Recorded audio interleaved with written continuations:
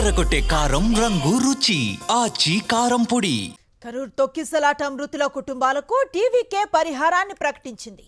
మృతుల కుటుంబాలకు 20 లక్షల చొప్పున పరిహారం, గాయపడ్డ వారికి 2 లక్షల చొప్పున ఎక్స్గ్రేషియాను ప్రకటించారు విజయ్.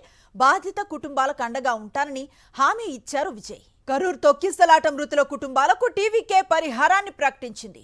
మృతుల కుటుంబాలకు 20 లక్షల చొప్పున పరిహారం, గాయపడ్డ వారికి 2 లక్షల చొప్పున ఎక్స్గ్రేషియాను ప్రకటించారు విజయ్.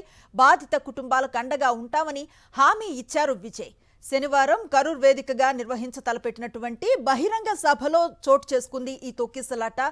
దీంట్లో దాదాపు 37 మంది వరకు మృతి చెందారు, చాలా మంది గాయపడ్డారు.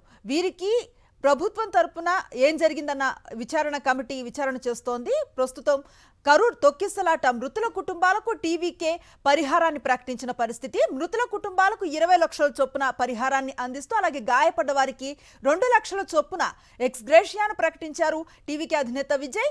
బాధిత కుటుంబాలకు అండగా ఉంటామని ఆయన హామీ ఇచ్చిన పరిస్థితి.